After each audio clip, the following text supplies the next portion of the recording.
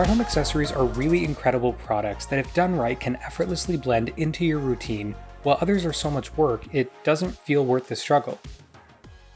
SwitchBot Curtains are probably the most talked about and most loved smart home product in this house, seamlessly blending into the environment, but also really helpful in the background. And a lot of the counterproductive parts that I talked about with the Curtain Rod 1 are significantly improved this year with the Curtain Rod 2. So this is last year's model, with a track to hook onto your curtain rod and a wheel to run along the bottom. Simple enough, you hook it on, do a quick calibration, and it pulls your curtains along the track. But what about telescopic rods that a lot of people have in their house? I found in my testing last year that some of my curtain rods were okay to make it over that crossing, but others had a lot of trouble getting to that thinner part of the rod. What I didn't show in my review last year is that I actually went through and upgraded all of my telescopic rods to something with a much thinner gap between them so that they would work, because a lot of my existing rods wouldn't work when it was crossing that junction.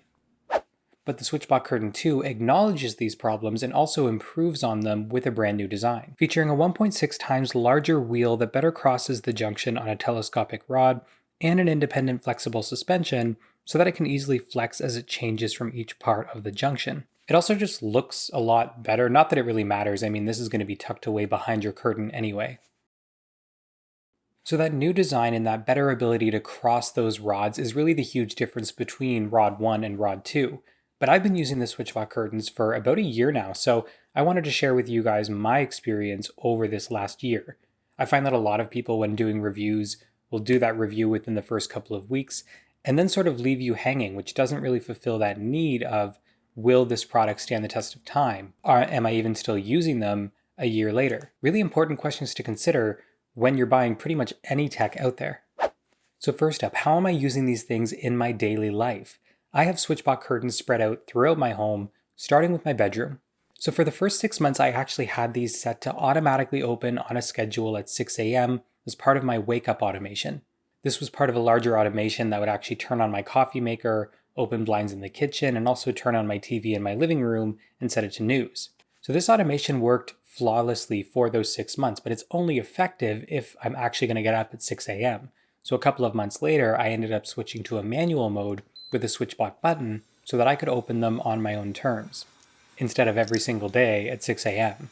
So my next set of curtains is in my kitchen, and that's controlled through my iPad mini, which is mounted on the wall, through the Apple Home app. And no, SwitchBot is not natively integrated with Apple Home. However, I'm using what's called Hoobs, which is a box that basically takes anything that's not HomeKit compatible and brings it into HomeKit. Also been using that for a year, have a year later review on the channel as well, and I highly recommend it. It takes a lot of products to have these workflows that I have set up in my home. If you want any of the products that I have, I'm going to leave a link in the description to all of them. So next up after the kitchen, I usually head to my office to film, script, whatever. So these curtains are usually open pretty much full time, except when I'm recording. But those lights behind me in the studio are the Nanoleaf elements, and they actually come with smart features so that you can tap one and it can control any automation in your home. So just by tapping this button, it'll dim the light to 1%, and it'll also automatically close the curtains so that you get that dark, dramatic look that is in a lot of my videos. Now I haven't set up an automation or a button to open those curtains, but you can see with SwitchBot, when you just tug the curtain slightly, it'll automatically open the rest of the way, so that's usually what I do.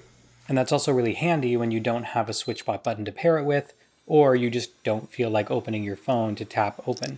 So overall, I do actually think SwitchBot curtains are a really good valued product. No, it's not something you need, but it is a really helpful smart home product, and that shouldn't go undervalued. It's the most talked about smart home product that's in my house. It's also probably the most exciting smart home product that I've used in the last year.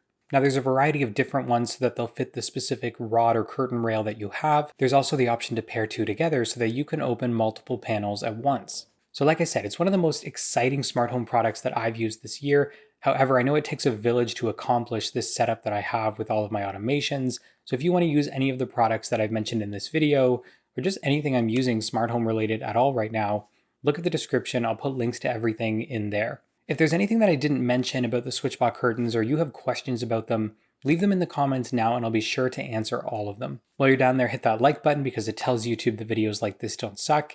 And if you want to see more smart home content or 1 year later extensive reviews, be sure to hit that subscribe button to see more from me. Thank you guys so much for watching and supporting the channel, and I'll see you in the next one.